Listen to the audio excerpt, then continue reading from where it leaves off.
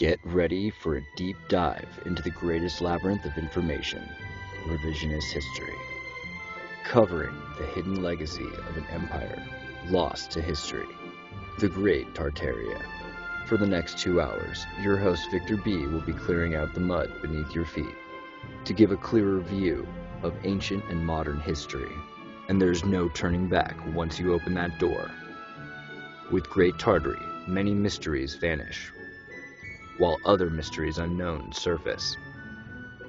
Technasma, catastrophism, pseudo-timelines, recent civilization resets, Phoenicia and the Moorish legacy in America, all will be explained.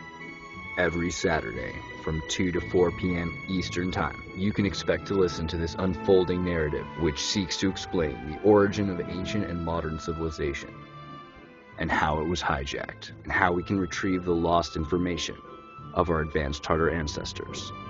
With your host, Victor Boog, on Radio Tartary in Studio B. Nice to have you here. Welcome to Revolution Radio, Studio B, listening to Radio Tartary. So, hello, Philip. How are you doing tonight? Pretty much fine, thanks. I'm really happy to be with you guys. That you awesome. invited me today. Yeah, good to hear, man. Yeah, I know a lot of our listeners are very interested in the mud flood, and who better to have on than the guy who actually put out the mud flood to the Western world. You coined the phrase mud flood, right? Well, if we know that the brand is something that is hiding actual definition and actual meaning from the public, then the mud flood is actually the brand, and it's not just the two words, mud and flood. It's just sounded really. I would say it would be like a good slogan or something like mud flood. So it's like a good rhyme. For some song, or maybe conspiracy song. So I guess that's for that was made in concern for it to be something like that. So people would really be quick to understand what it's about. So, but it's covering a lot of stuff. So it's not just about some flow of mud or clay or whatever. So it's just it's just the layer of conspiracy theories in this two words. Well, that's a very good detail to get out there, because I hear from a lot of people who don't really understand it that what about all those very flat places where a flow of mud wouldn't be possible, and you just know then that they have just reacted to the word mud flood and not really listened to the details of what you've been saying and others have been saying. So that's a very good thing to get people to hear. But Philip, I wanted to ask you, because I'm very interested in what got you into the theory, so to speak, because I don't think it's a theory, it's an obvious fact. But what made you discover the mud flood?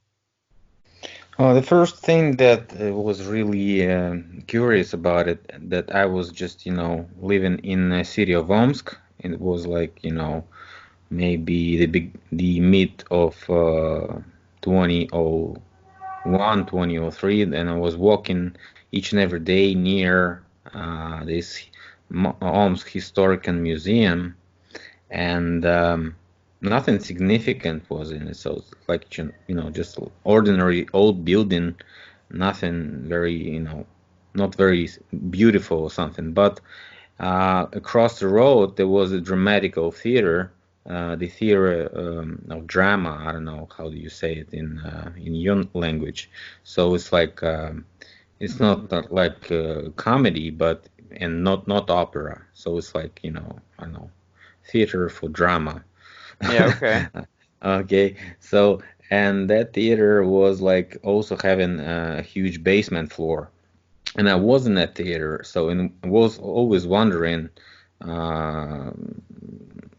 who made this theater. So because it was like built in 19th century. So and that was probably one of the beautifulest building in that city of Omsk. So everybody knew about it. So and when I went to Moscow, when I arrived in Moscow, it was like 20, 2010, 2011, something like this. So I also met a bunch of buildings here in Moscow like this. So I was very interested in that.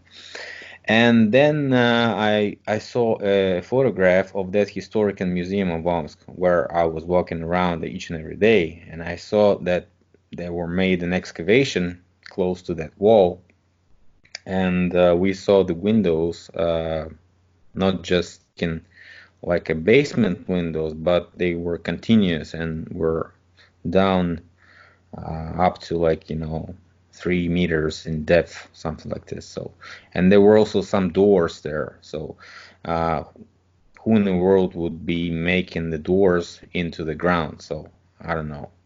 And they were Yeah. all buried, and the windows were with the glass. So it was like not that like bricked up windows, because I met a bunch of bricked up windows later. But that those windows were with the glass, so nobody even cared about the glass when they were, burying, or maybe I don't know, leveling the road. I would probably doubt that. So I think the people, if the people were making this happening, they probably saw that the windows were with the glass, and some of that clay and mud probably got into that building. But I don't know. So that was very interesting, and I saw a bunch of buildings like this in Moscow here, and was walking around near my office and picturing, filming all this stuff. And we got a bunch of people here, who were, trying to make a theory of this thing. So that probably what got me in, and probably the knowledge that I had before about Tartary, about all these history falsifications and alternative history, like stretching of the medieval period longer than it was really in real life. So, Hmm. and that is what was what got me in probably. Well, that's interesting that so you knew about Tartaria before you knew about the mud flood.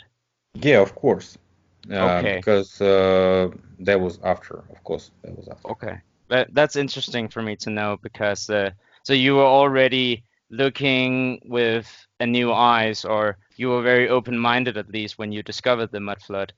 Um, First, I was, we knew that Tartaria was destroyed in 19th century, and we were searching for some hints, because people were saying about the war, were saying about some bombardment, some carpet bomb, whatever, like maybe nuclear comparable weapon. I don't know.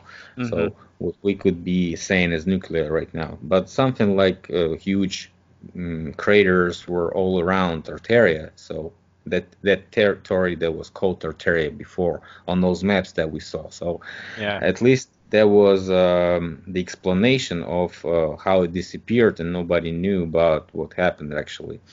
But when then we saw these, buried buildings, and 3, 4 floors underground, and those, tunnels that we knew before, that we had a lot of tunnels. So they also were plugged into this theory, because we knew about the tunnel system before. Hmm. We saw those buildings were buried. So you have to understand that. And then we all figured out that those tunnels just were the streets of the previous um, civilizations, and that's why they, like, buried in them under the mud, and we see them way more deeper than they were before.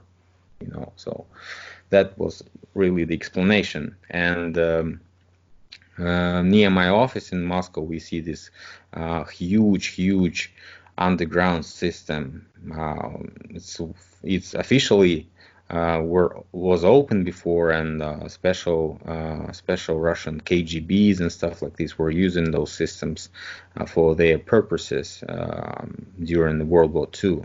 So everybody knew about it. So it was like before the 19th century system. So, and that was easily explainable with the mud. So that's why this underground system is buried right now, because he was buried with the mud. So Hmm. Well, it's an interesting background information for me to understand because am I correct when I say, Philip, that there was a group of researchers or a research community in Russia that talked about Tartaria and mudflood way before, or at least before anybody in Europe did it? yeah. Because we are the ones that saw that you guys have this Britannica, mentioning. So Britannica Oh yeah, 1757 or something. So, and it was yeah, mentioned in Tartaria, Tartaria. and that Yeah. was like, there was kind of a proof to what we saw during that exhibition where Putin was showed those all those maps. Hmm. Give me a second, please. Yeah, that's all right. I remember, wasn't that, oh, that's a long time ago, Putin was shown those maps. I think it was back in 2010, if I recall correctly. I will ask Philip again when he's here. Yeah, it was Um, probably like 2007, something like this, when we saw. oh, was it that far? Oh, wow. So Yeah, yeah, it's a long time ago. yeah, I'm Um, I'm in this since like 2007, 2006 at least. So maybe even before that, because it's yeah. like a huge puzzle that was first it was like Slavic Aryan Vedas that was coming out, and those guys were actually in the center of this movement was in Omsk where I was living. So that's why I knew all those people who were promoting, and they were mentioning Tartaria even then. So everybody knew about those maps, and people saw those maps, and people saw those ancient 17th, 18th, 19th century maps. So, Hmm. and we saw the progression when there were no Russia, and oops, there's Russia in 19th century. So it's Hmm. like it was Yeah. interesting. And then there was the whole Fomenko deal, and it's very interesting because Fomenko is from your country. So what a question I would have for it may be obvious to you, but and not obvious to a lot of others. Why do you think it was the Russians and the Eastern Slavic people who discovered all of these things before anyone else? I think that is because of the break of the system. So it's like the Soviet Union was like containing all this knowledge inside of those archives, and nobody actually knew any information about was researching about those Vedic knowledge that was before the Christianity and before the system of what we know as Imperial Russia. Hmm. So, and a bunch of those scientists like Rybakov and many more, and we were searching for those mentioning for those references in the books of 19th century, and we saw a bunch of references to those books. So, and that was kind of confirming that some research was going on in Soviet Union, but it was closed, and it was like kept confidential. But when the Soviet Union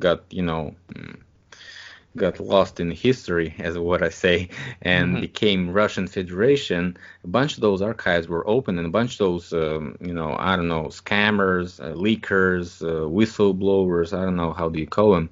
It's just a bunch of those people who were trying to make money on those sensations, and they started posting those archives, and it was like nobody was even controlling it. So the information got leaked from all those Soviet sources. Like it was like nobody was even everybody was selling this information. So it was like uh, and it was time like when people were caring about the making money, not the actual truth or finding out or the reasons of this or that event or this or that reference in the ancient books. So nobody was actually analyzing. People started researching ancient Egyptian technologies, but not even looking what is around Moscow, because we have a lot more to learn than if you go to Egypt, because Egypt have some, of course, have some huge evidences of ancient technologies, but it doesn't have anything that we know as a mud flood, constructions or something. So even though it's all connected, of course, but some people still think that Have you ancient seen Egypt. some of the maps I have where it shows that there are star forts in around Cairo and the pyramids? Yeah, of Uh, course. That's where I came with the information about the mining and all this, system of traders and, ancient trading system where we have all those outposts of miners and traders, and they were all connected with this, Starfort systems, yeah, which also could be used for protection from the, local people, I don't know, fish or animals or whatever. So, yeah, and those systems could be, having energy, biological screens, or what we know is some ancient technology that probably was used also to carry huge weights and for long distances, as we can see evidence of that actually occurs. And we see some pipelines or something, or even, um, yeah, I would call that yeah. We we pipelines. we we have seen many of those ancient things, and I note that you mentioned that they were ancient miners and traders, and I find that very interesting because some of the ancient people that we have mentioned from our history is the Phoenicians and the Tartarians, and both these people have been said to have been mining copper or mining silver, and also being merchants. Take for instance, like Genoa. Some say the etymology for that city is the city of Noah, and if you look at the city seal, it is a griffin. And some translations of the people living there from the early on inhabitants were called Ligurians, and if you translate that into a certain language, it translates into Tartarians. A Black Sheep researcher found that out, so shout out to him. And so it's interesting because there's references to both, Tartarians being miners and traders, and so the Phoenicians as well. And maybe when we read that in some of the books, we just think that, oh yeah, they just dug a few mines. But when we really look at the scale of the evidence around the world, like what Mike Ferreira shows us, we see that this mining practice could really, we just have to know what we're looking at. And if we know more about it, we can see that it is astronomically big, the scale of mining that has gone on this plane. You know, it's Yeah, crazy. we don't even know the period that the Earth was actually mined for. I don't know. Maybe it's a couple of centuries, or maybe it's a couple of millenniums. Who knows? So Yeah, and even the mainstream history says that the Romans did hydraulic mining, and you can you can see Roman hydraulic mining um, leftovers around what they say was the Roman Empire of ancient days, but it was probably something entirely different, right?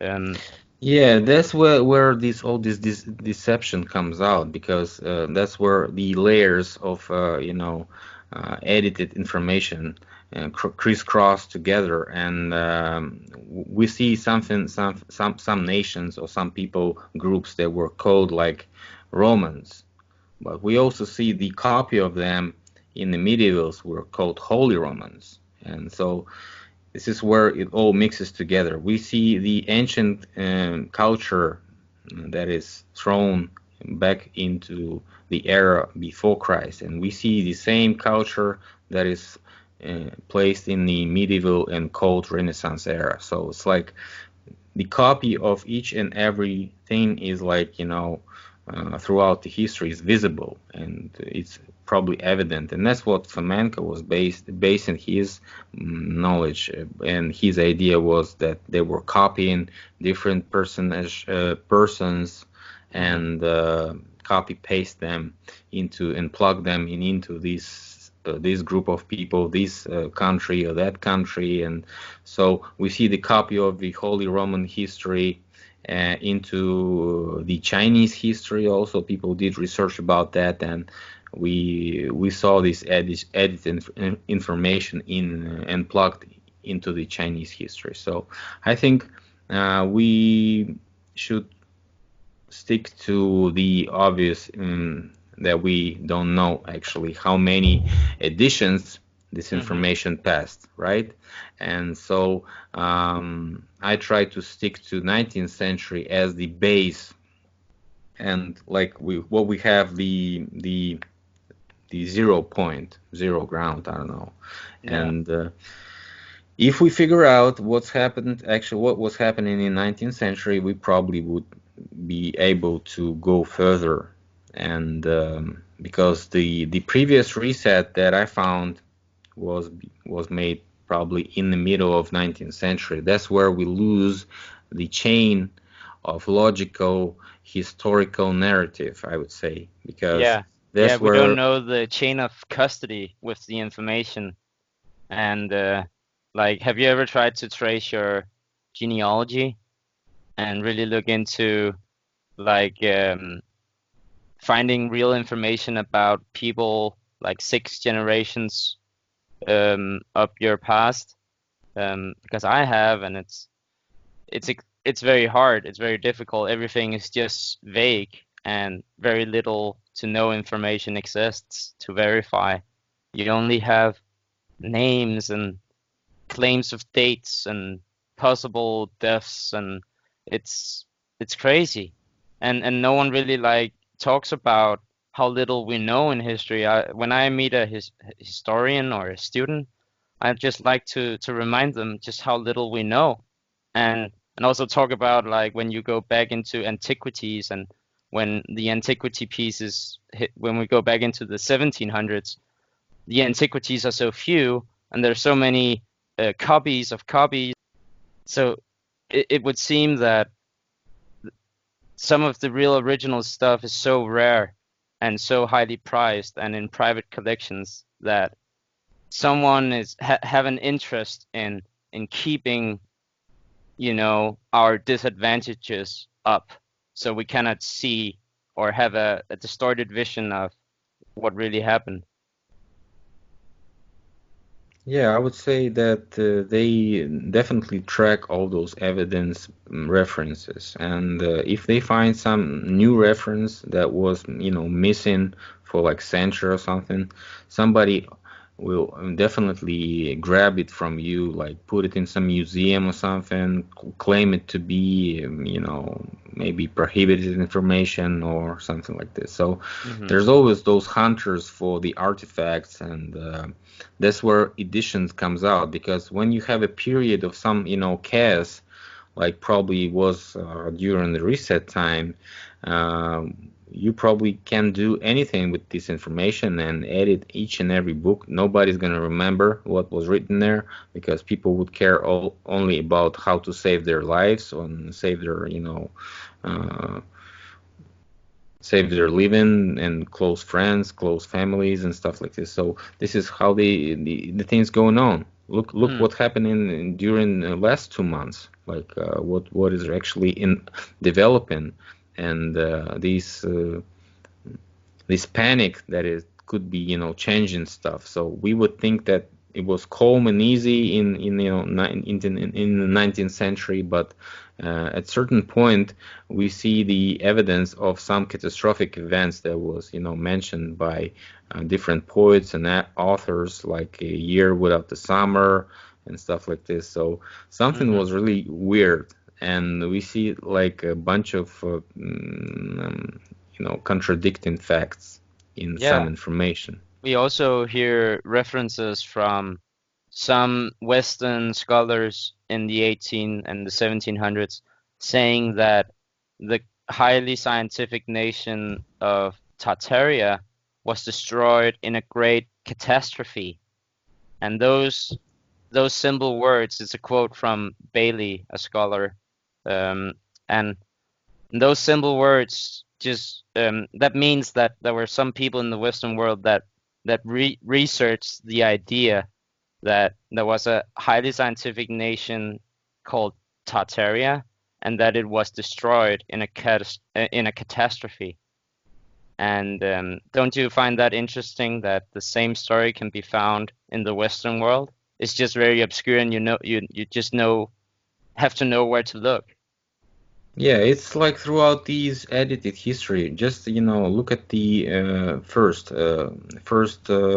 fight. Who had the first fight? The first fight had the Greeks versus Trojans, right? Yeah. And so the Greeks beat the Trojans, and those Trojans, disappeared somehow. So some of them, became people of Assimilated in other yes, they yeah. went to Sicily or something. That's what officials say, and then some of them went to and created Venice. And so this clan of those people, and some of them created Carthage. And this Yeah. Carthage guys fought the Roman guys who were like, claiming to be the ruling nation back in the day. So, and also Roman defeated Carthage guys who, were probably the equal to Romans, or even maybe even stronger in some, troops. But this is the official history. We know all those fights happen in each and every era, and some nations just disappear. So it's like it's How okay, does a whole but people disappear, right? Don't you know like the story of the Spanish conquerors when they went to Peru and found Pizarro when he went to Cusco and found that place and allegedly um, gave one of the inhabitants a virus, so they all died within a decade or so, and then they completely disappeared from one virus. Don't yeah, I you? mean, all this information is written in the books, and we read it, and we like comprehend it. We like examine it in our minds, and it's like settles down in some narrative, and this is the accepted narrative, right? So we Yeah. accept this narrative, we live with it, but as soon as we see some evidence of something contradicting to this, like we see this ancient technological evidence, or maybe a building, or maybe the architecture doesn't lie, because you can be editing the architecture, like you can renovate it, or maybe you can destroy it, or maybe you forgot about it and somebody excavated it eventually while constructing something. And that's Hmm. where we comes the mud flood, and we see all this evidence everywhere. Each and every excavation ends up by finding something like brick building underground and stuff like this. And this is where all this narrative is just, totally destroyed, right? Right. Yeah. And that's what contradicting. That's what why 19th century is most important, because we are not fighting the guys who was talking about ancient Egypt like 10,000 years ago or something, and saying, look, guys, this is all 19th century. We are fighting the narrative of the brick buildings somehow buried in the mud and clay for like several floors underground, brick tunnels buried underground. How can you explain that? You So can. we are not even talking about the megalithic concrete buildings like ancient Egypt buildings and stuff like this. They appear to be the chemical plants and all this stuff that were used by miners, of course, because nothing really big is made without purpose. So we have to understand that all the huge constructions were made with some purpose, and that purpose was technological. And if we see something like something like a building which is right now a cultural building, like a cathedral or something, that could be a building of some power plant before. And that's easily explained when you find out that it was renovated in 19th century, and it was totally changed in some details that uh, show us that the information that was how it looked before is hidden right now, and it was hidden uh, with purpose to hide. And those buildings appear to be burned or destroyed in World War II, World War One, and then totally disappear from the map, of course. But we see Okay. some pictures from the 19th century, and then those buildings were still could be pictured with the photographs. And so that is really interesting, because those disappeared buildings are like a huge, huge piece of that pie that is called the mudflood. You can research it forever, because we have so many disappeared buildings that were pictured in the 19th century and then were totally destroyed for some stupid reason. Like, you build a building for 10 years and then you totally destroy it. Yeah. Why? Yeah, endless. Even in Denmark, I got so many contenders, and especially we have what I find amazing about this topic on a wider scale is that we have the same story repeated in all countries of some civilization in history, right? If they go back more than 200 years. And it's like some of those patterns are like mental institutions and old prisons and the same type of architecture in the huge cities and star forts and the same type of batteries and the same type of cannons and the same type of everything. Even in the military today, they all have the five-pointed star on their uniforms. It's like there's this unification to the whole world that is just so apparent when we pull this whole together. And some of those deception patterns we see by some of the topics like old mental institution and like a lack of construction photos and spurious claims of weird, always over the top buildings for schools and old hospitals and old women's houses. And we have these weird little threats that is found in all of the countries, like old pack houses, as they're called in Scandinavia on harbors, are always in the same style of architecture, like the Northern European old trains, like even the old smaller train stations, they all appear to have this red brick Oriental style of architecture all around Denmark, and they're all mud flooders, and it's just so it encompasses so many things, and that's why it stands out as a very, very apparent logical consistency found everywhere. And the story, you're forced to realize that the story is very close to reality one way or another. We're onto something. It may be few details that are unclear at this point, but I think we will just keep confirming and confirming what you have thought and others have thought for a very long time. And we're, every day for me, when I look through the archives, it's the same thing. I find the same themes in all of the different European archives. So there must have been a unified world before this modern civilization that we see, and it must have been very, in a higher state of civilization that we have been led to conceive.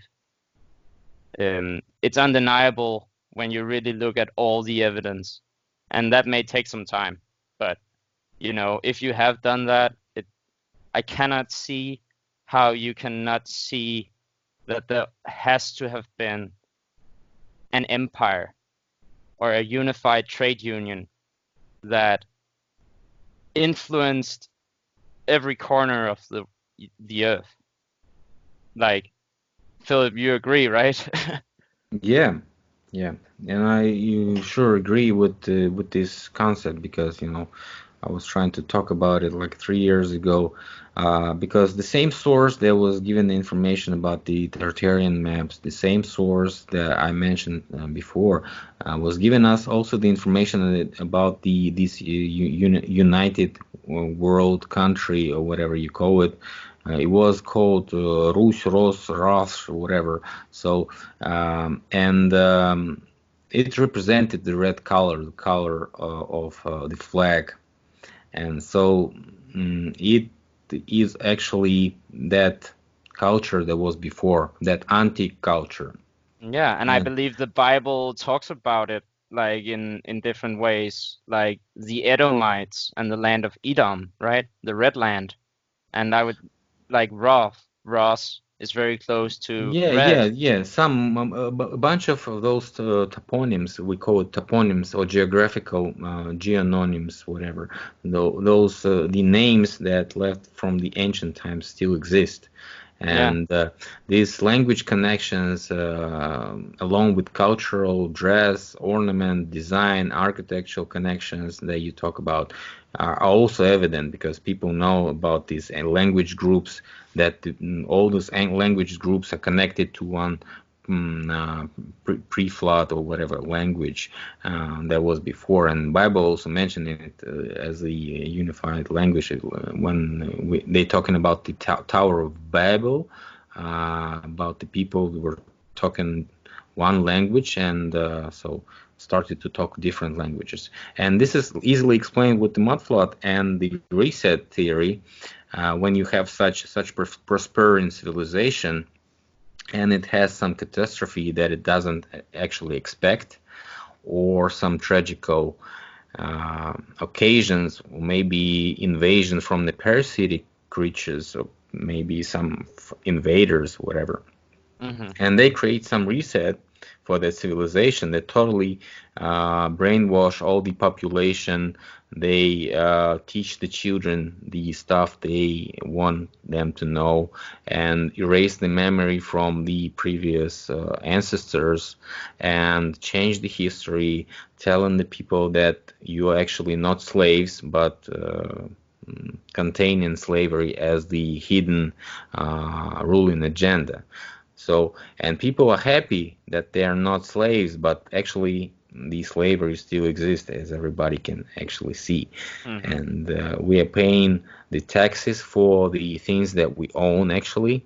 And so this is contradicting the common sense. If you own something, you can't, pay the tax for it, because it's not a property, because we're all citizens as defined, right? And citizens, if you really go back into legal definitions, you'll see that a citizen is synonymous with a subject, and a subject is a subordinate, which is a slave or a servant to a sovereign. And it's inherent in every, in the social contract. I went to philosophy.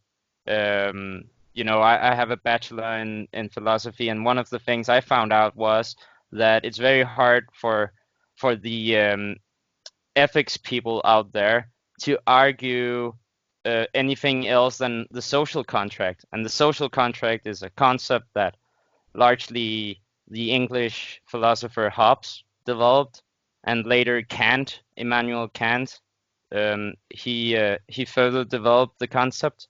And one of the interesting things is that they both say that you cannot conceive of a situation where the social contract is not necessary. Like it's as if forbidden to argue for the standpoint of just nature and anything else than the social contract.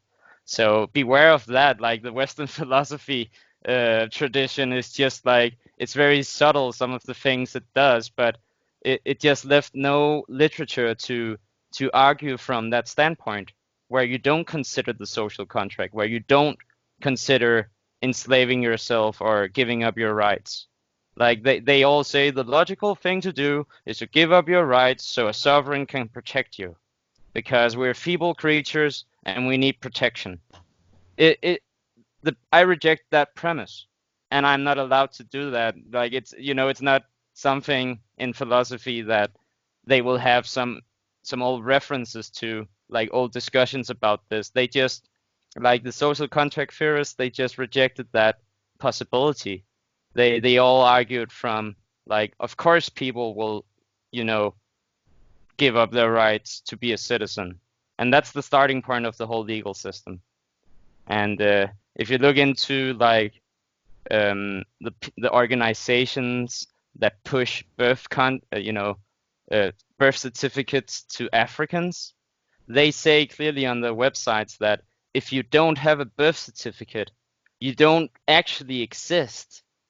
Like they plainly stated. Yeah.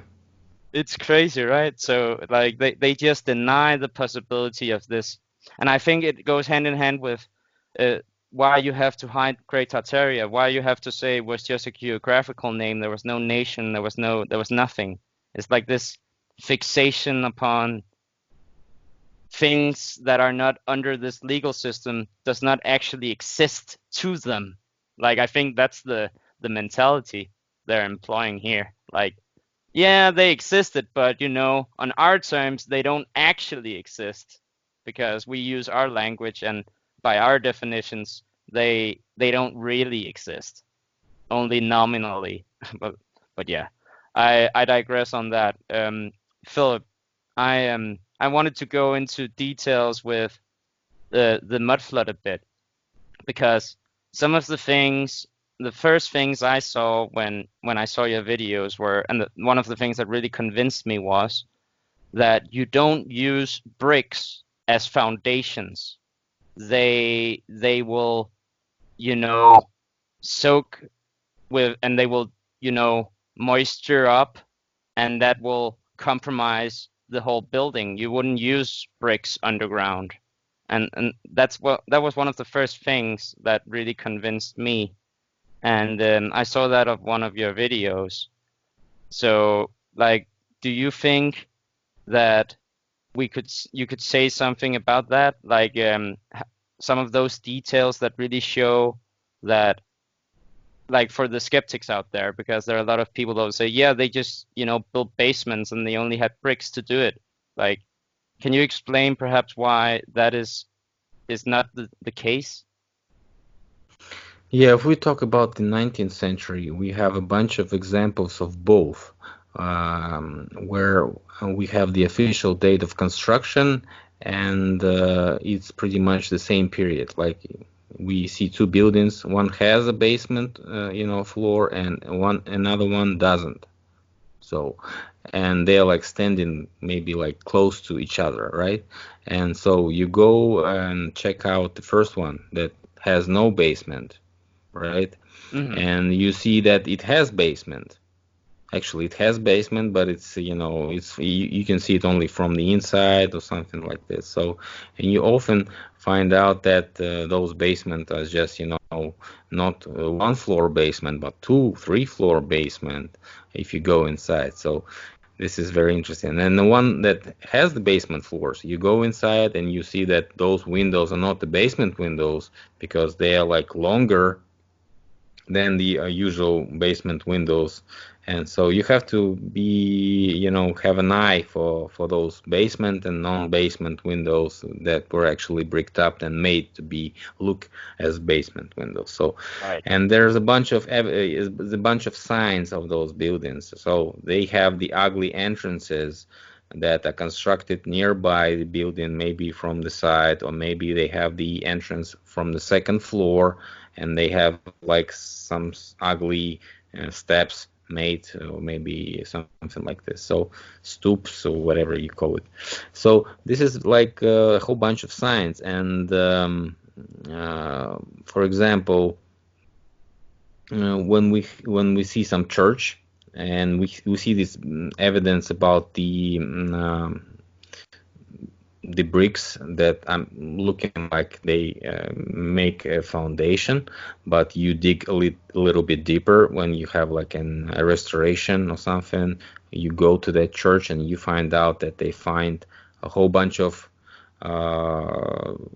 basement stones, foundation stones, a lot deeper than we saw before. So Right. it's like you have to just check for the restoration of this or that object, and you probably find some pictures from the previous like 60s, 50s, like what you can find about White House or Capitol in USA, and you find that the basement is a lot the foundation is a lot deeper than you used to know. So Yeah, I've seen those photos. and you compare those photos, you see the pictures when it was no photo. It's like the beginning of the 19th century. You see that building, how it looked. Then you compare it with the first pictures of that building, like mid 19th century. Then you compare it to maybe the beginning of 20th century, and you see the cultural level isn't changing. So it's like the theory of cultural level is not working, right? Yeah, I wanted to ask you about that. If we can back up just a bit. Sorry to interrupt you, because like you have explained some of the reasons why when we see the bricks and the windows down there, and you can see it's a longer window than than you would have used if it really was for a basement you were constructing. And you can see on like a lot of the buildings, as you mentioned, that the real foundation stones were found way, way below the ground. So there's really something going on. But what if I say, okay, so there was dirt and things that crept up on side of the buildings, but what if I go to Wikipedia as a skeptic still and say, I reject the premise of the mud flood, something else might have happened. And then they go and they find this explanation you mentioned, cultural layers. And what will they find, Philip? They will find something about human activity and dirt and no cleaning, right?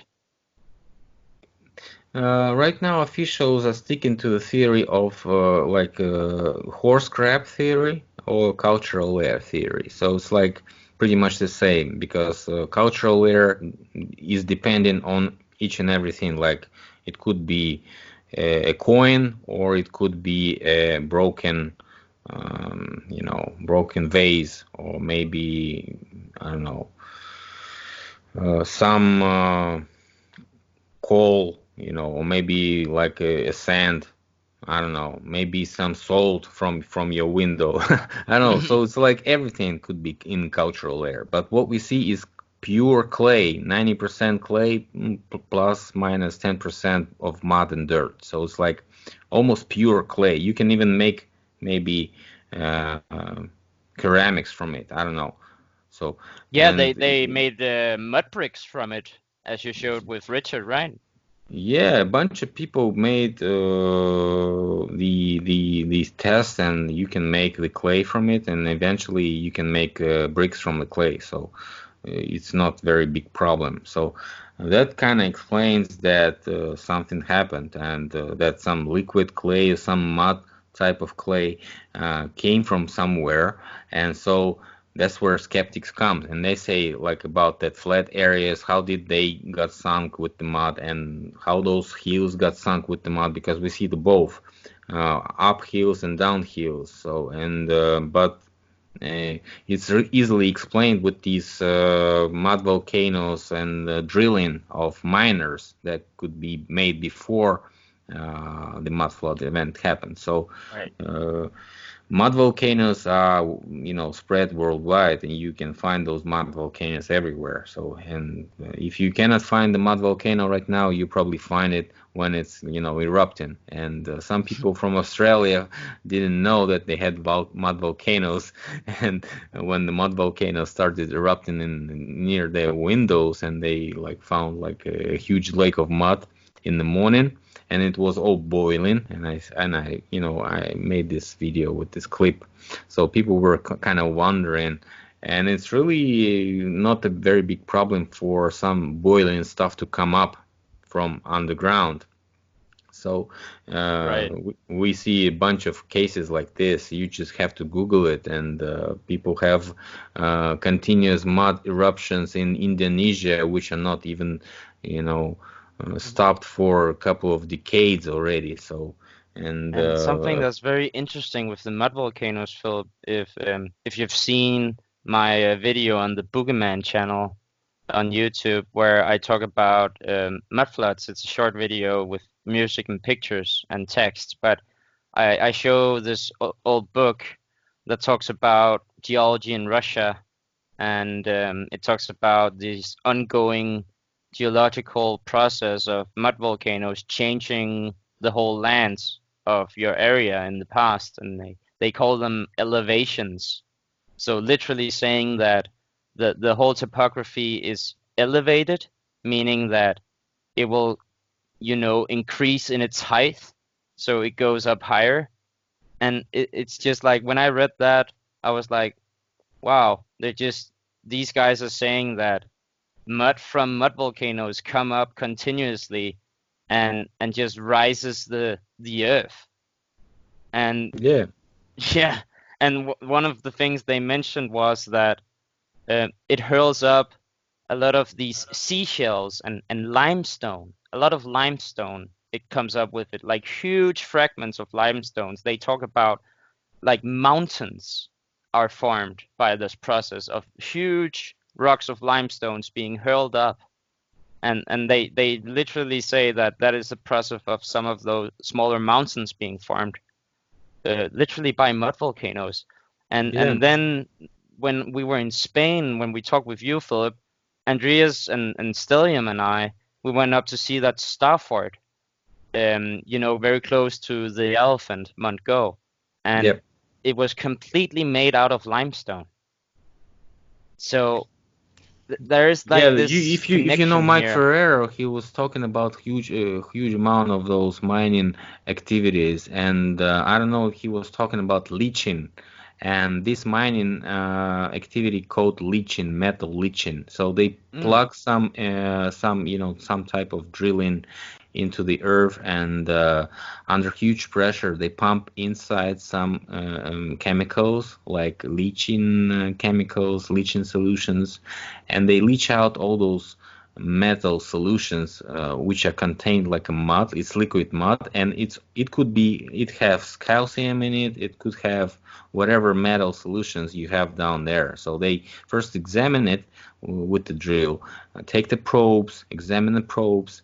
They understand what kind of metals there's inside of those solutions underneath, and they plug a bunch of those chemicals there so they can, pump it out with a huge pressure, and they drill it out and have this, mud type of flow from underground. They pump it out, and then they plug those solution, dirt and mud, and this solution into those sandbags, and those sandbags, dry out and become like huge um, concrete stones if they totally dry out, and they look like, megalithic blocks.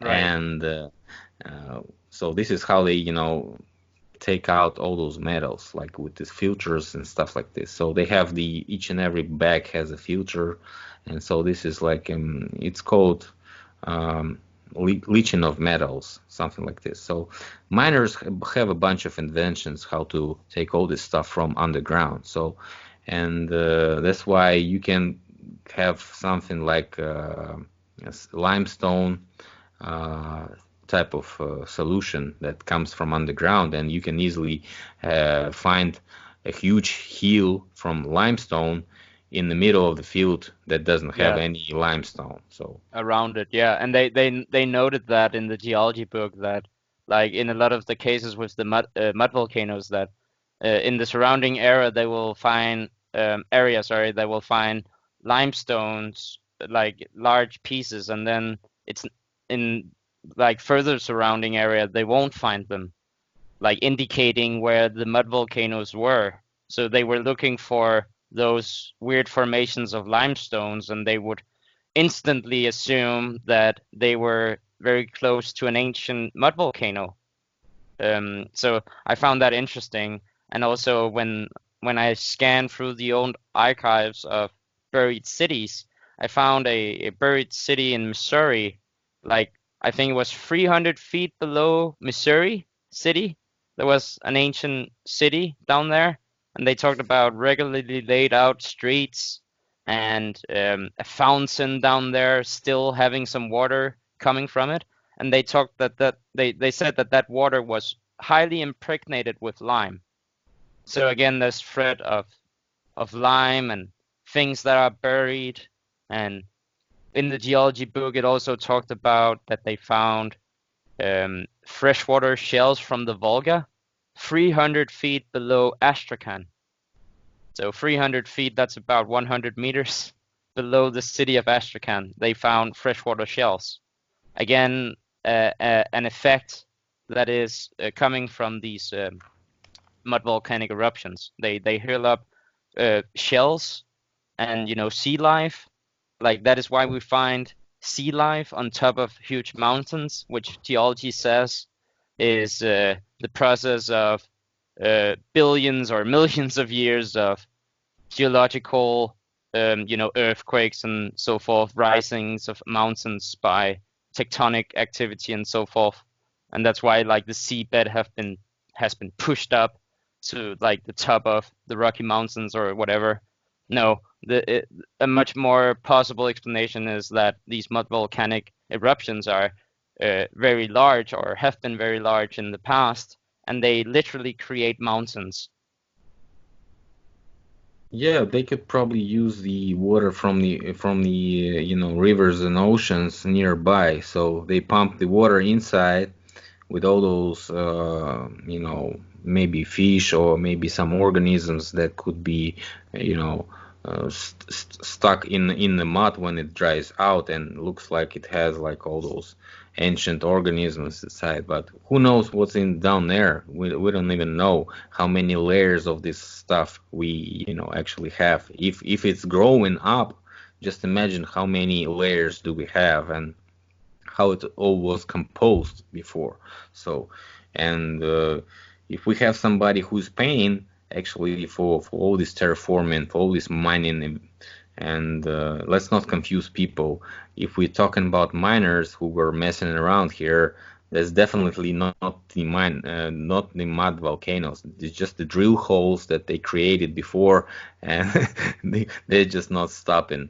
And so this is how these Indonesian eruption was explained by the specialists that talk about the shale gas drilling in Indonesia that eventually ignited all this process that about 13 villages already sunk in the mud, and it's not even stopping yet. So it's like 10 years or even more.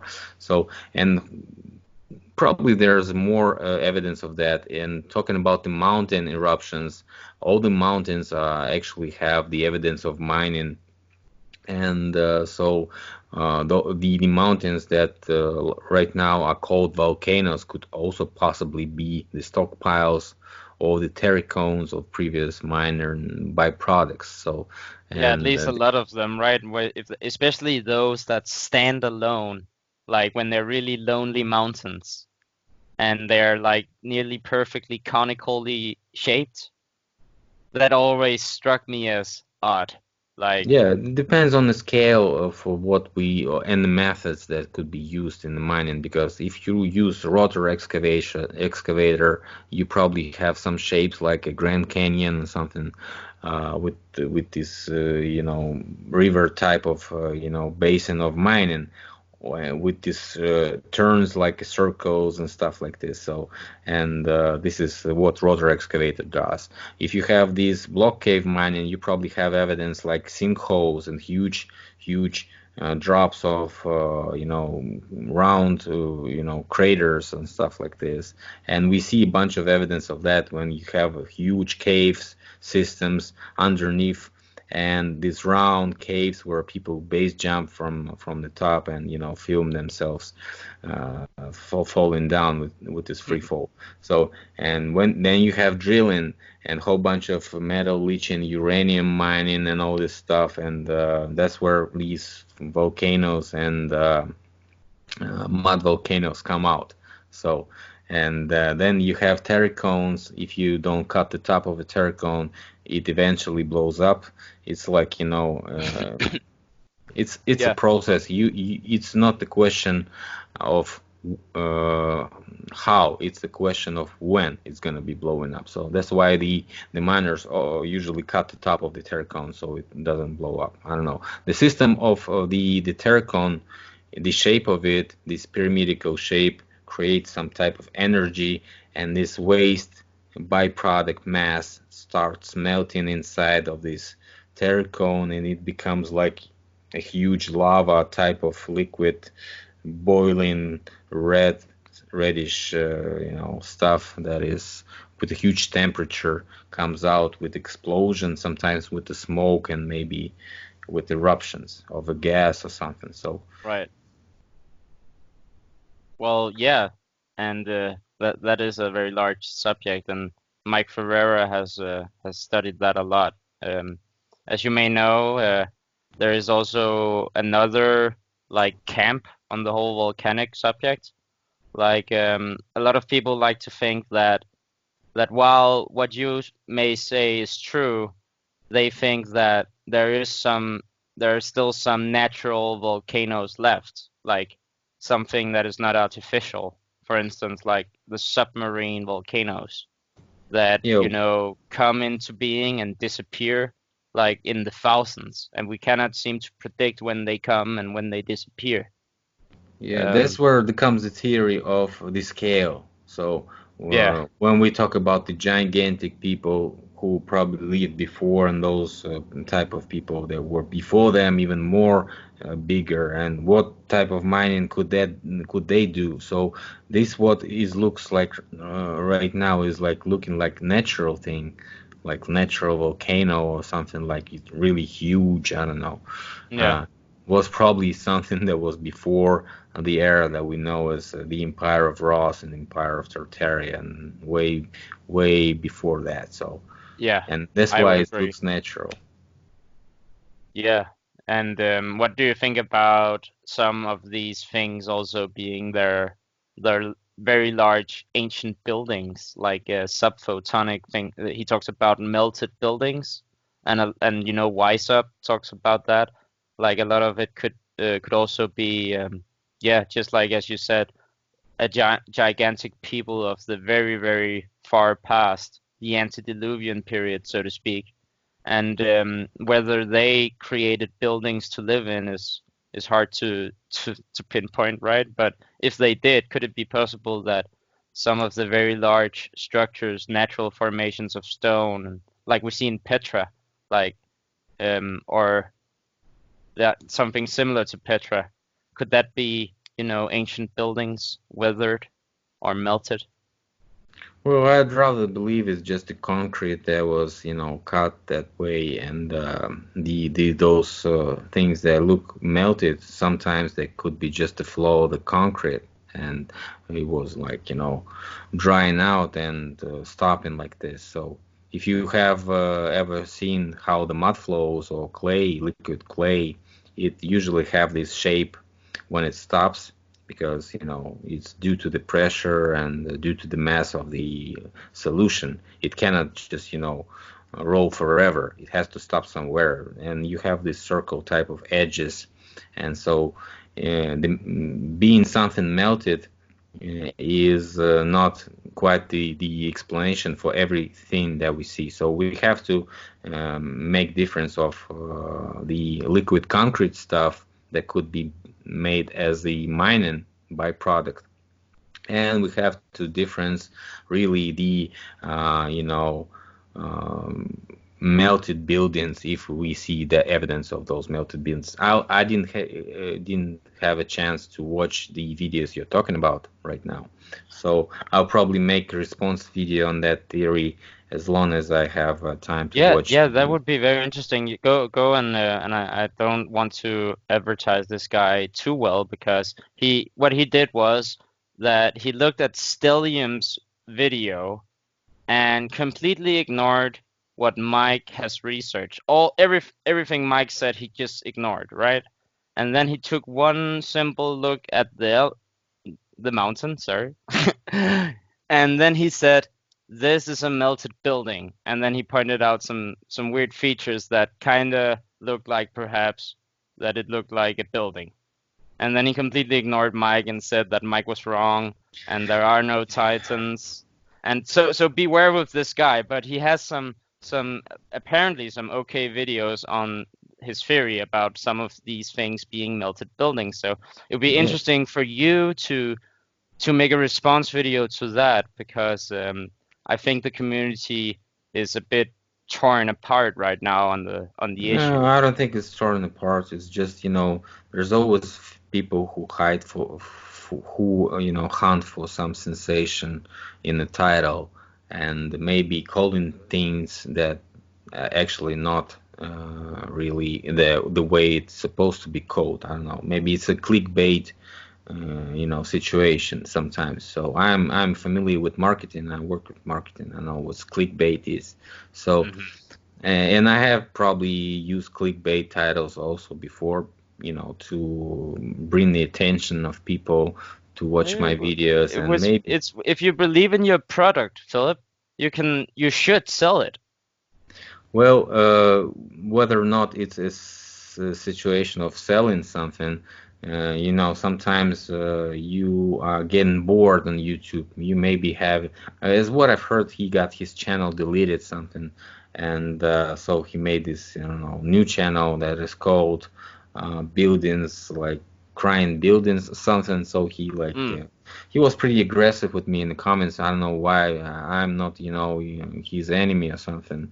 I think his name is Jerry, and I think we even had a chat together with Richard Lopez, something. So I'll make a response video on what he's trying to promote, and if that's a good idea, I'll say that's a good idea.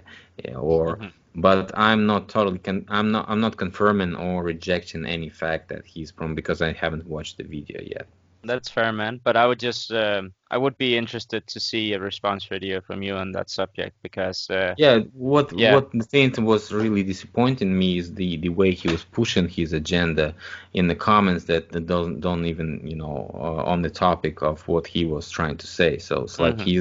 he's jumping in the topic and trying to say, look, I have this video, watch it. So it's like, it was looking kind of aggressive for me, because, A the bit the desperate, right? and yes, this situation with the Celium video, that he totally ignored the fact, and he even screenshotted the Celium videos, thumbnail, and Yeah. said that this is a crime building. I mean, that is really ridiculous. Yeah, yeah, it was, and Mike, I spoke with him about it, and I'm sure he won't mind me saying that he was really disappointed with the video. Like, what Mike wants is someone who actually tries to debunk him on his points, like meet him eye to eye on his premises, but no one really seems to want to do that. Even Roger Spur was like, well, I think your research is okay, but I took a look on the mountain and it's a tendon ball. And Mike was like, well, how did you arrive to that conclusion? And what do you think is wrong with my research since you concluded something else? And he was like, no, I only make 100% claims. I'm Roger Spur, so yeah, it's a tendon ball. See ya, Mike. And like Well, you the can. problem with Roger is, as long as my, experience with communicating with him was, not very long, because that was probably the first year I was on YouTube with my, research of mudflood, and so we kind of interacted, because he was trying to say something about mud fossils, and I was talking Mhm. about mudflood, and so people were confused, because somebody probably found me and looking for him, and maybe somebody found him looking for me. So that was the intersection of the search results, and I also found him and recommended, and so I was like watching and saying, like, wow, he has some points. But at a certain point, when he was pointing at some, cave looking like a women's, Was a vagina. yeah, Yeah. yeah, and he was pointed in the screen and pointing with his finger and saying that that was kind of funny, and I stopped watching, because I'm not into this funny joke stuff. I was trying to be serious, and so when I want to laugh at something, I probably watch some comedy show and not watch Roger. So that made me, each and every time I found his video, I was recalling that situation, and that made me laugh. So. Yeah. That is quite funny. Sorry to. Well, I remember seeing that as well and just thinking, wow. But what really did it for me was he had a rhetoric on the Apennine giant from what is it, Florence in Italy. You know that it's like this large statue of a Slavic-looking man, and then like it looks like something materialized on his beard. It looks like he was partly melted, right? Have you seen that one? It's like in front of a Well, lake. perhaps I missed a bunch of his video, and perhaps I should have Oh, watched okay. some of him. But I've seen some of his decent videos, and I figured the idea. That's probably why a lot of people follow him, because this idea of something biological that was petrified, and now you're looking at it as a mountain or a hill, is kind of what I'm trying to say in my research, because you cannot just, point at something and say that this is a hill or this is a mountain or this is a frozen, elephant. You have to Well, it research became and prove it, mainstream very recently, Philip. Sorry to interrupt you, because like we have been, arguing with the mainstream people saying that biology does not, petrify that quickly, and we don't have these old creatures petrified, or giant creatures. But like there was a very recent article from Daily Mail, I think it was only 2 days ago, where they talk about fossilized, let me see if I can find it, I got it here. Fossilized shells of ancient armadillos, the size of Volkswagen Beetles, that roamed the earth 20,000 years ago, they say, right? Discovered in Argentina. And they have a photo, and they look like very large armadillos. So like this is petrified biology. So we're only talking about scales now, it would seem, Philip, because the mainstream archaeological community is pretty much researching the same thing on the same premises. And now they have shown the community a large, gigantic animal that exists today, but just in gigantic size and completely petrified into stone. Yeah, So perhaps we also can find a bunch of evidence of ancient technological devices that are also petrified, and that is not yeah, as explainable as finding some biological creature. well, they have And that's found what. such things, Philip, but when they find them, they just call them anomalies. So they just Oh, say these are anomalies. They look like uh, ancient technology, but we cannot explain them, and then we just ignore them and forget about them. there was a guy, Wakey Wakey or something. He was trying to make a video that was called something like F World Geology, F Earth Geology, something like this. So, Yeah, right. and Wakey, wakey. yeah, and he also mentioned something about mudflood, and I made a response video on my part concerning the mudflood, and I think he had some ideas on what you're talking about, the questions you put up right now. So probably perhaps you should rewatch that video about geology. But anyway, what I found actually is that we had some institutions that actually educate those people about geology, and all this stuff is sponsored by the mining concerns. So those mining corporations, because they recruit those people for those geological intelligence, they have to find a bunch of resources and they have to excavate them quickly and as cheap as they could. So that's why all this geology is based on funding by the mining corporations, and they probably ignore the facts that we were talking about right now. So Right, yeah, including biological facts, because right. you have to just watch the soil map of each and every country and find the evidence, and we see the places that are completely filled with this clay and mud, and we see the places that are not even touched by it. So I'd say the mud flood I'm trying to research was it was a selective and it was a targeted event. So they probably chose the places that they wanted to flood, and they probably chose them concerning the I would say the meaning, the price of what they were doing. So probably bigger cities were the main targets. So, and you probably harvest a bunch more from the city and take whatever you want from the city during this mud flood. So, because the people are actually paralyzed, the system is paralyzed, and nobody can move from their houses. I've talked about the mud also being an explanation of something that was trying to eliminate the circumstances of the ancient attack that could be performed on Tartary.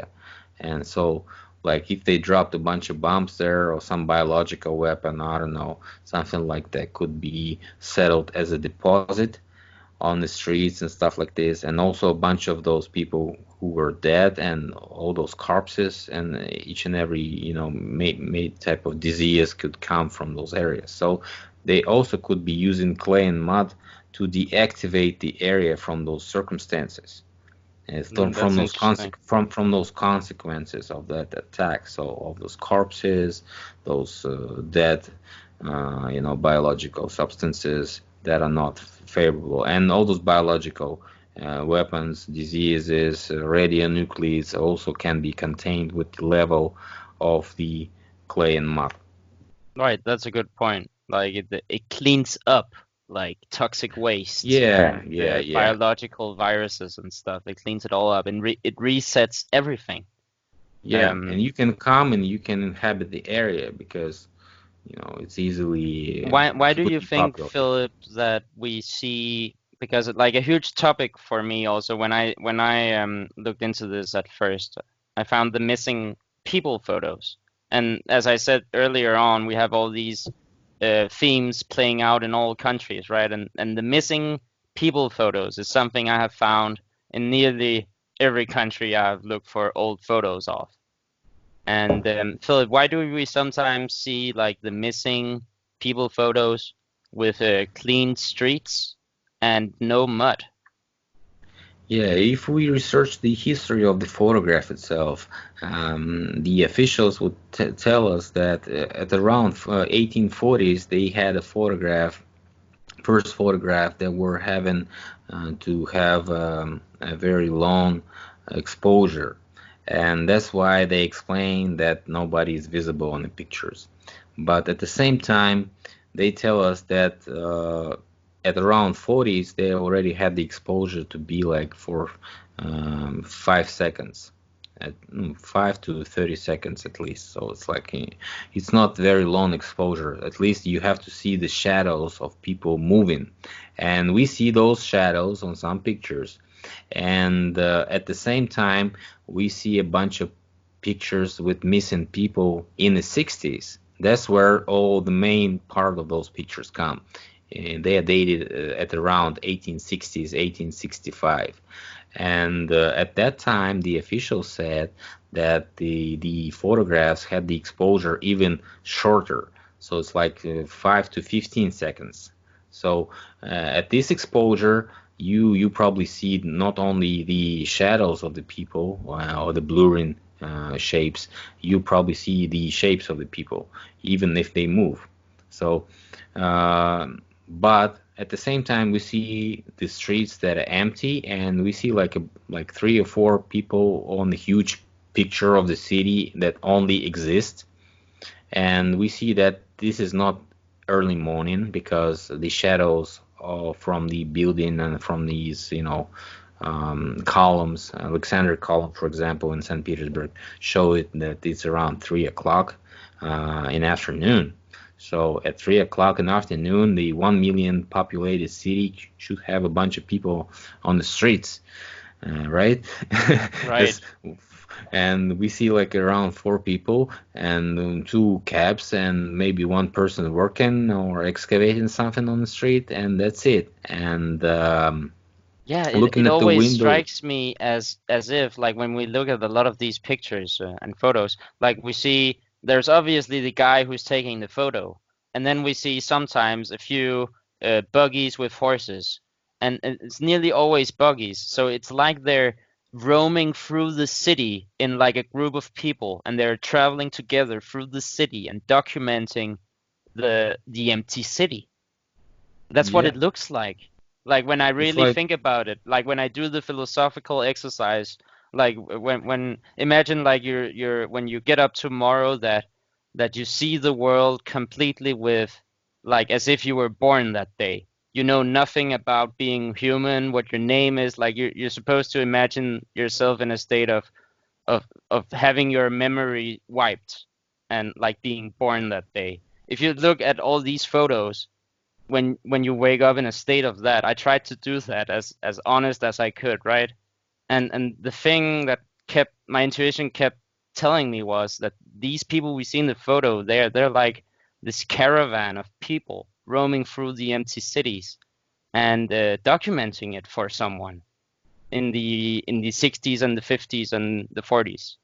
Yeah, at the same time, we see a bunch of stage pictures where people actually appear on them, and we appear a bunch of groups of people, and some of them people look to be, staging the picture, and they explain it as like, people had these photographs to be very rare and expensive thing, and so they like, were preparing for it and standing for like 30 seconds and not even moving and stuff like this. So it's like, but you see that the pictures totally contradict the narrative.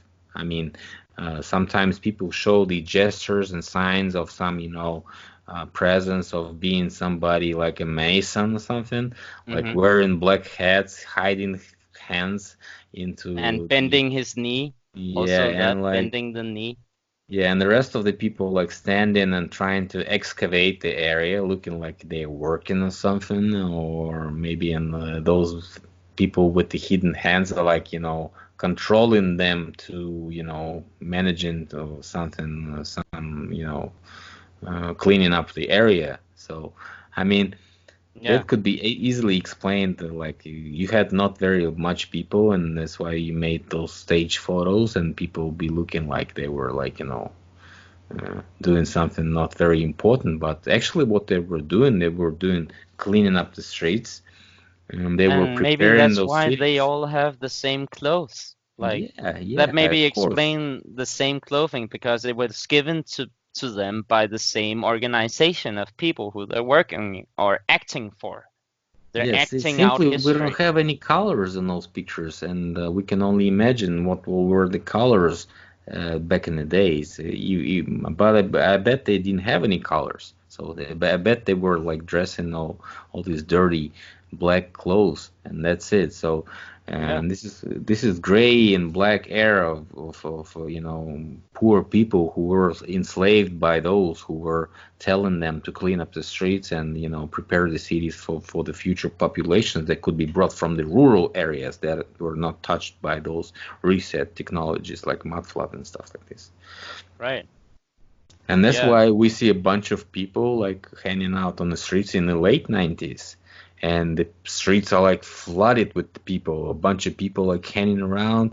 We see all those first cinematic examples when people are trying to film the movies, those no sound movies, and we see a bunch of people like in Ireland, and they looking like they were not even working at all. They were like just hanging around in the streets and stuff like this. I don't know. Yeah.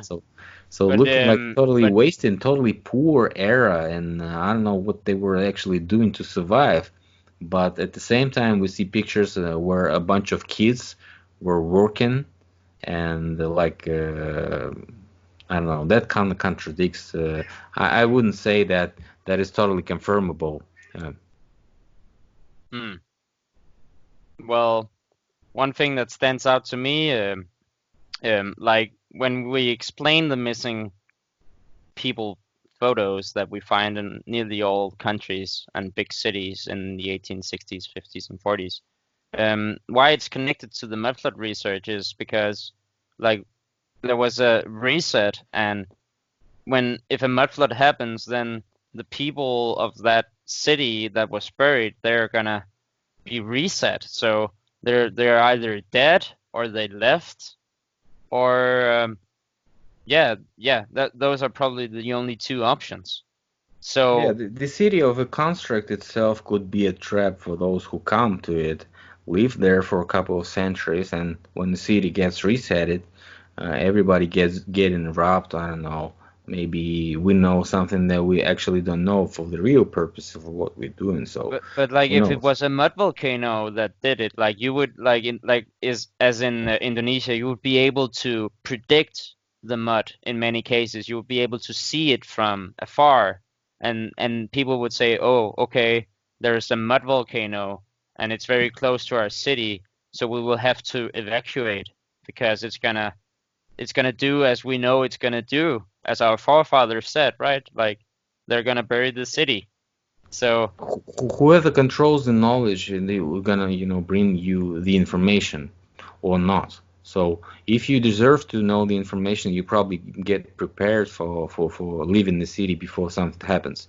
And we've got some examples of that recently when we had the flood in the city of Krimsk, when all the government of that city was evacuated and nobody told the people, and that was night, and the dam was damaged, and a huge amount of mountain rivers were dropped down below the Wow. hills, and that city was flooded in the night, and nobody knows actually how many people died.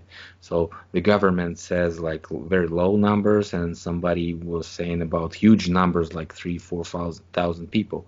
So if that's an urgent situation and the reset is happening to the area, and they probably won't tell everybody.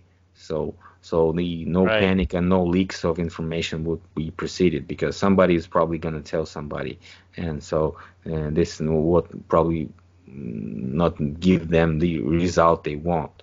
So Yeah, but did you get like when I saw your video of Indonesia, you also mentioned, I think, if I recall correctly, that the flow of the mud volcanoes, like it spreads out slowly, like slowly enveloping the land. slowly, but when it's in the field, it's rather slow, because Yeah, it has to flow in all direction. And when it's in the streets, and the buildings contain the most volume from the square from the area, right? And so the streets are narrow, and so yeah, it flows uh, quickly. Yeah, I get yeah, that. it's gonna be flowing quickly. And so if we talking about the night, it could be easily like do it in 6 hours. You're gonna come out of the door and you're gonna see the clay and mud. You won't be able to walk. So Right. it's a question of couple of hours, I think. So Yeah. you Yeah, cannot yeah, leave. and I would think you're right, but do you think that is why that we don't see a lot of skeletons lying around in the mud by, when they excavate buildings? Like, No, we see a lot. We see a lot, in fact, because each and every excavation in Moscow ends up finding a couple of dozens of skeletons with an unexplained, explanation of how they actually died. oh, Because the position of all those skeletons show us that they were dragged by some flow, and even the position of the body is a science, actual in criminology. So you can tell how the person died depending on the oh. position Could that could he you was found. perhaps also, and not to be a pain in the butt, Philip, but could you perhaps make a video on that topic alone? Yeah, we had a bunch of videos, but those videos are censored by YouTube, because you're talking about the dead bodies and corpses. So Oh, actually, this is not very YouTube. But believe me, maybe I'll mention that thing and leave a link maybe in the description. Sometimes you can easily translate or the video that was talking about it already, and who doesn't care actually about their channels. So right. maybe they are not even deleted right now. But I've seen a bunch of videos talking about it, and probably each and every example of excavation in Moscow shows that they find something in the basement, and it's like the plates and the dishes and the cups and stuff like this, that in a pretty good condition, and on the depth of like 5 to 6 meters deep. So how can you explain that? So somebody who would, dig a ditch to hide, some dishes underground for 6 meters deep? I don't know. That's probably not even a good explanation. So when you find the gravestones underneath are buried for like the same depth, like near one church near Mm. Moscow, when they excavated all around the church, they found out that the gravestones from the like 17th century are below the ground like 6 meters. So this is not even a dead body, but it's a gravestone with coffin underneath. I don't know. So it's how did it appear to be buried then? Well, that is clear that you cannot explain it other than, I like to say mud or dirt or earth accumulated on top of the existing things, right? Because then you cannot refute it. Because some say like, oh, it wasn't a flow of mud. It could have, been liquefaction or something. I'm like, we don't even Yeah, need to discuss it because the end result is that Earth got on top of Earth, right? So th yeah, that is the liquefaction was main easily deal. erased. When we were talking about liquefaction, we were talking about the earthquakes as the main cause of this vibration that caused the frequency, that caused Right. this liquefaction of each and every subject. And we're talking about those flows of these liquid soil and mud and rock and whatever. But when we see the houses in this flow, the houses totally collapse. So you cannot explain the totally contained and preserved houses and brick walls that are not even cracked, being Exactly. struck by the liquefaction. So that could work in some areas probably if we find the evidence of that, and that could be explaining maybe of some weaponry that could be targeting the flash flood from the hill, maybe or whatever. Well, So something I found, Philip, is that there's references to when there is a mud volcanic eruption, there was also fire from the sky. Like there is like this very mysterious plate that was posted in one of the Method groups. It was from a guy that never showed himself yeah, again, I fire from the think. sky. Yeah, fire Yeah, from the sky. 1791 in Crimea, in the island of Taman. Yeah, have you heard about the sulfur and the properties of sulfur and mining of sulfur? So if the sulfur mine is blowing up and it looks like a volcano or something, some explosion, like and all these sulfur parts are also being thrown into the air with the explosion, and it falls down like melting and burning stones and rocks, and maybe some drops of the sulfurs fall down on the ground, and while they're burning in the sky, and so it looks like a rain of fire. So this is just sulfur mining, and I've been talking about it as the place that right now is named to be Sodom and Gomorrah in Israel or close to Israel. So it also was looking to be a sulfur mine, and it has sulfur signs each and everywhere. So all this area is sulfur contained, rocks, and everything is sulfur there. So if the Hmm. sulfur gets burned, it easily can look like a fire of, Yeah, fire that's rain. that's that's true. That's definitely true.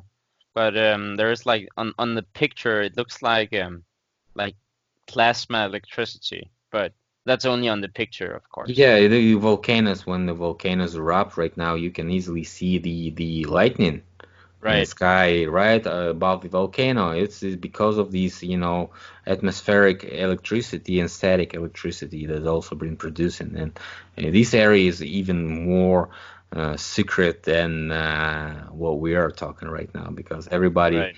knows that something was before, and something like wireless electricity or harvesting electricity or something like this.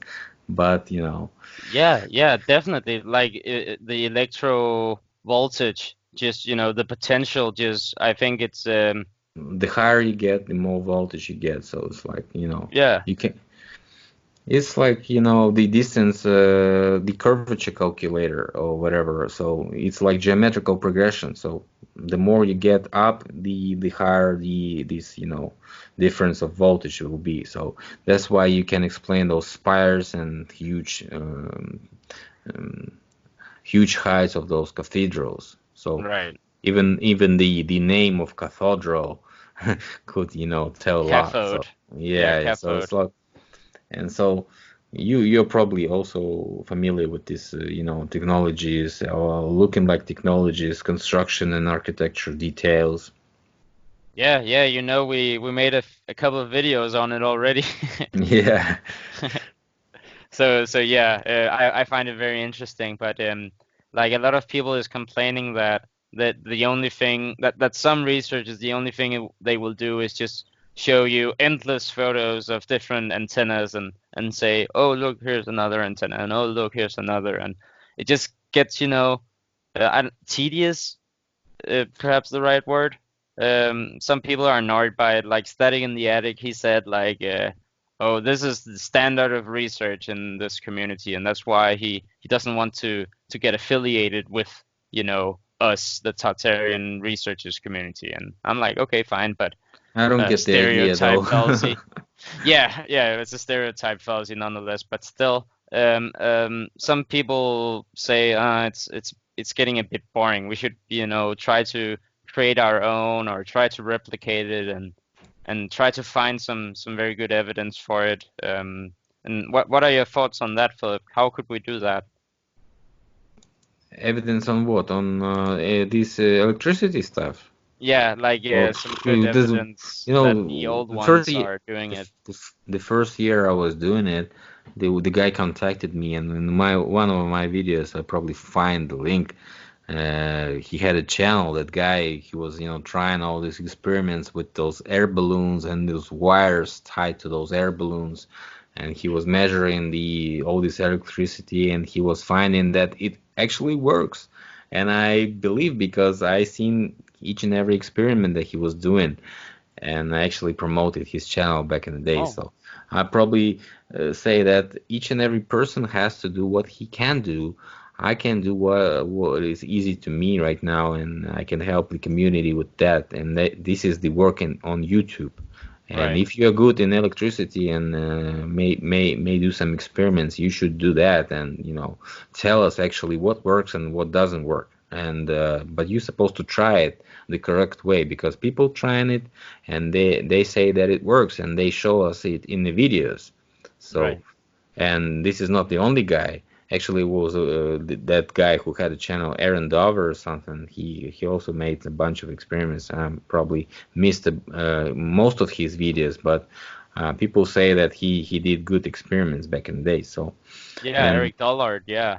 Great guy. Aaron Dover or something like this. No, oh, sorry. Oh, sorry.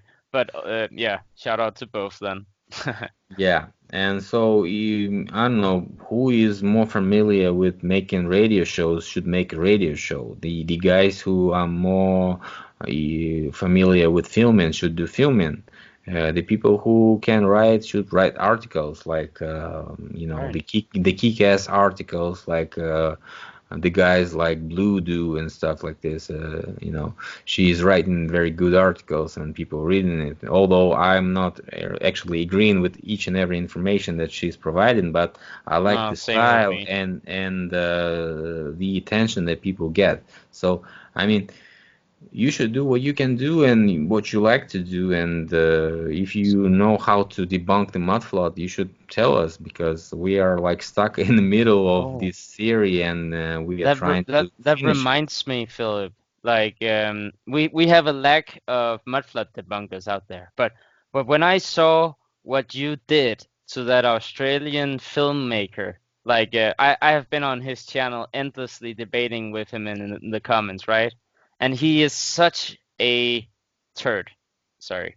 But he's a very, very, very manipulative, deceptive guy, and I found that out very quickly. But Phil, when I saw that you found out his background and completely decimated him, I was like, damn, like that's some gangster stuff right there. Well, I had an How experience. did you find out? How did you find out who this guy was, and why were you researching him so deeply? Oh, well, I wasn't planning to do that because, but first of all, he was, saying that I started talking about him first, but that is wrong. He came to my channel, and I found that comment, because it's each and every comment is being saved by my Gmail, and I know who's writing what comment. But at that time, he wrote that comment that mudflat is some bunch of bullshit. So that was kind of polite comment at first, but I didn't answer it, and that's probably what pissed him off. And he made a video saying that mudflat is defeated. So, and that was the first video that I saw about him, and so he was like pointing first building that he found probably in his city of Brisbane, and that was the building with the basement windows. And so it was pretty easy to debunk the mud flood with the building that was built after the mud flood, and with the basement windows instead of buried windows. So, but that's what I said in that response video. I said, look, guy, you're trying to debunk the mudflat with the building that was built in the late 19th century, while everybody's talking about the middle of 19th century or even before that. So it's like no logic at all. And that's when I forgot about him, like, because I had an experience of making the same investigations on different guys like Simon Dan, who ended up to be a loser tutor who made a business on tutoring people astronomy and maybe some math, I don't know. But he was a tutor on astronomy. He doesn't even have a science degree or something. He's like, just an ordinary school teacher, not even school teacher, just a tutor. So he's just a student, I would say. So he has maybe a higher education. That's it. So, and that guy has like a couple of 100,000 subscribers already. So, and I made a video about making money on debunking. He is debunking a bunch of stuff, and he was also mentioning the mudflat. So, not my video, but he was talking about Barnabas Nagy, I think. And that another guy also popped out. His name is Darren Smith, and his channel is Creaky Blinder. So he saw the video that I made about him and Simon Dan, and he made a reaction video on my video. Sent a bunch of people, sent a bunch of trolls to my channel. They were commenting and putting dislikes on that video about making money on debunking.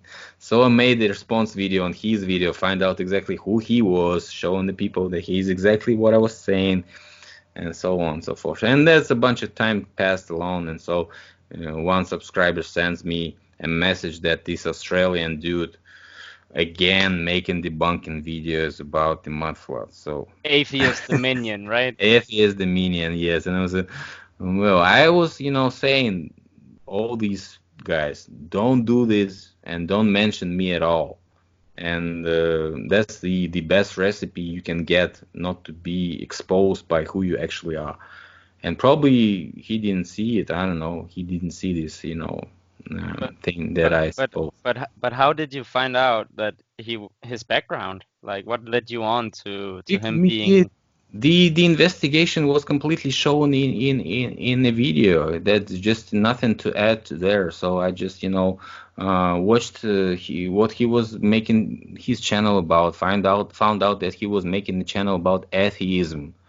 And I saw that he doesn't get any response on those essays, although he had some likes and dislikes percentage, and it was pretty good one. But then he eventually started to debunk stuff, and that was like a topic book, because each and every debunker starts with the videos talking about space and stuff like this, and trying to debunk those who are alternative in that area. And then he started to make a video about mudflat. So this is like exactly like about Simon Dan, like about that Creaky Blinder stuff. So this is exactly the same example. And I was thinking if he is also some type of a loser or something.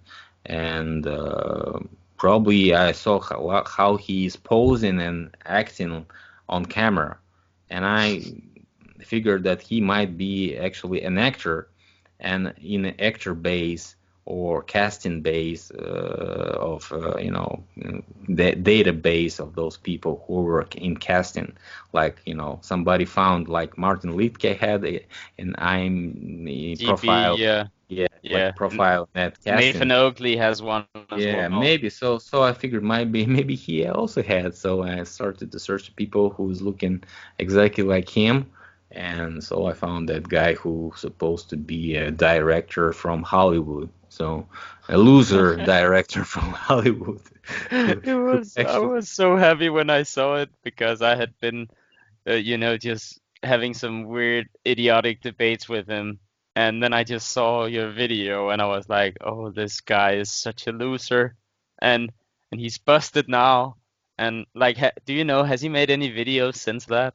Or responded? Well, nobody wrote me anything, so I don't think we should check it. But so he was trying to, I was, he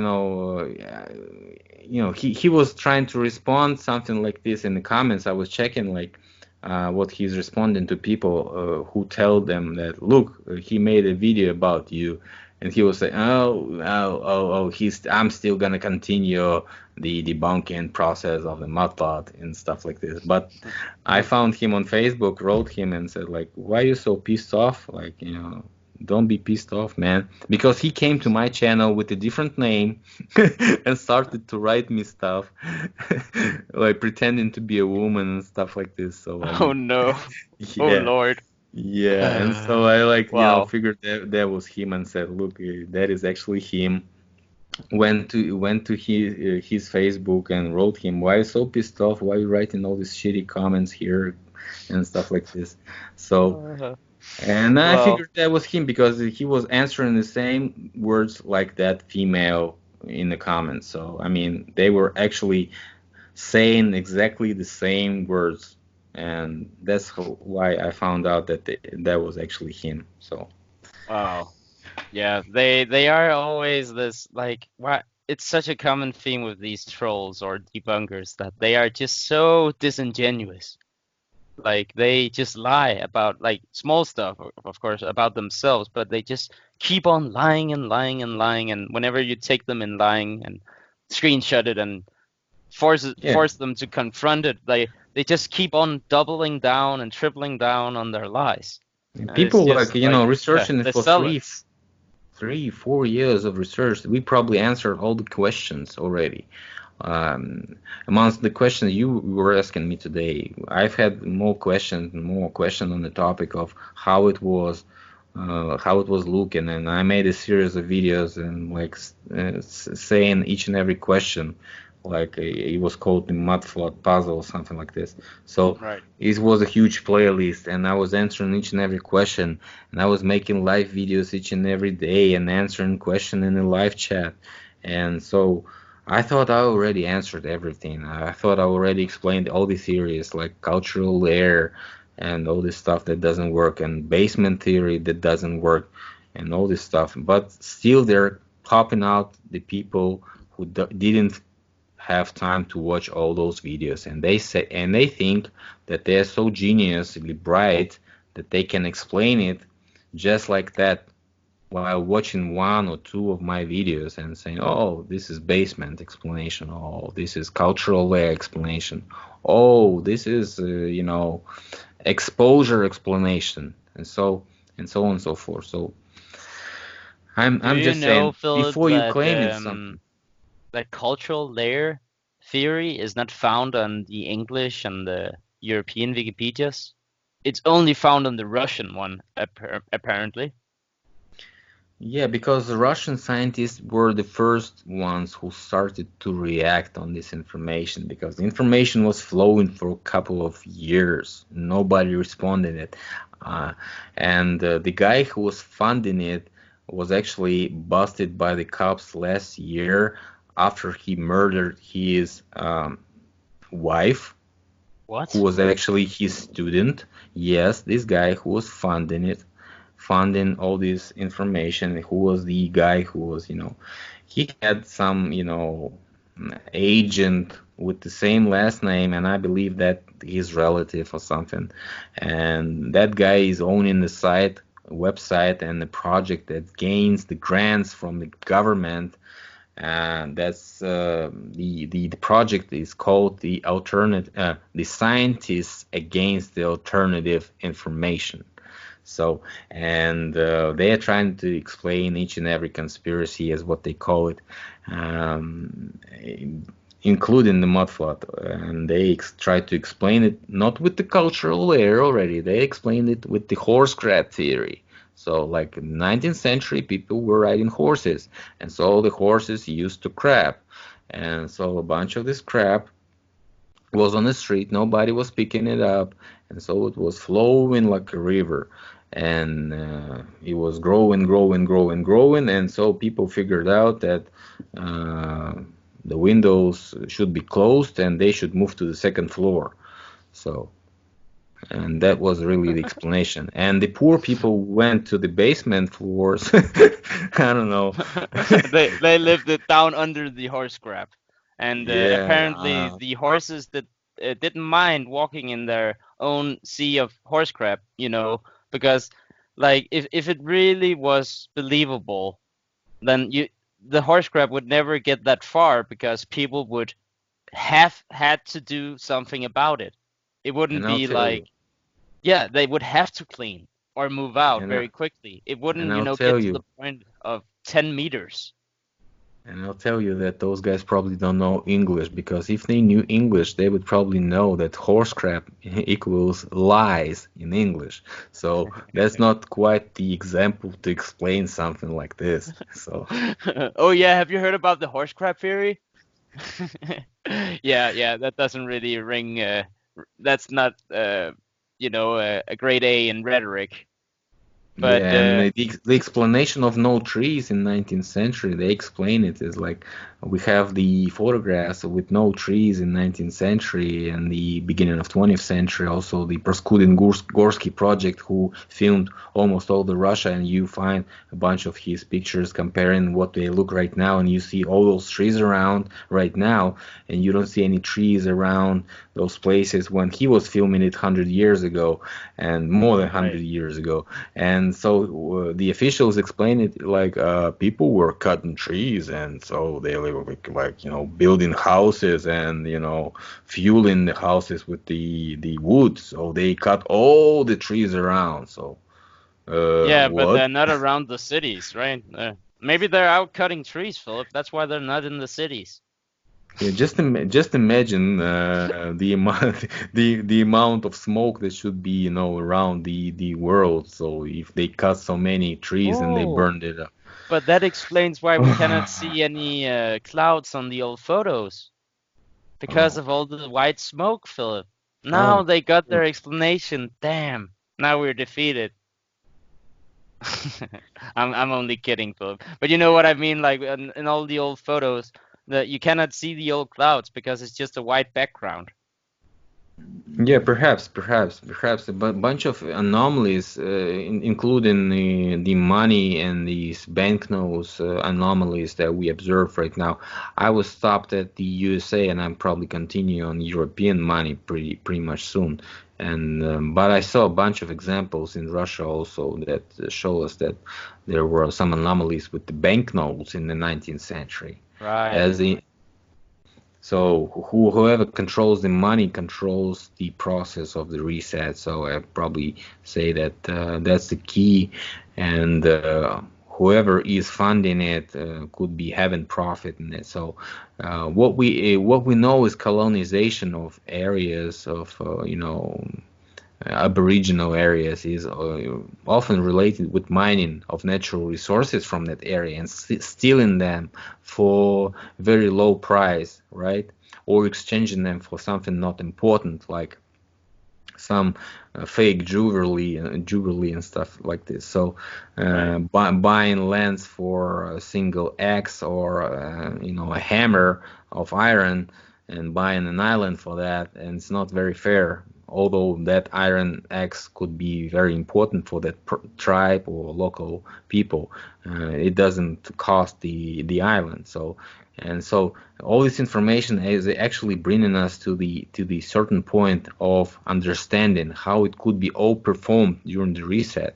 So the people came and they just stole the land, exterminated the local people, and changed the governments. And so that's why we see the ancient evidence of such unexisting kingdoms, like Kingdom of Florida, with the European looking guy with Indian feathers head on him, Right. Oh, looking we like, only we have about 2 to 3 minutes left. Just to quickly yeah. remind you. So a bunch of those countries that still not exist, they could be actually the regions and the districts of the previous Union Empire that was actually before the Tartarian times. So, and this all could be just a war and the echo of that reset that was before.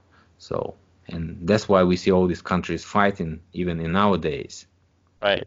Yeah, there's like the world wars, for instance, has a lot to do with the older wars, and there probably was a few more world wars back in the day that has been either named something else, like take some of the older wars before First World War, and some of them will perhaps include a lot of countries, and you will perhaps ask yourself, why wasn't this called a world war? Because it included a lot of different continents.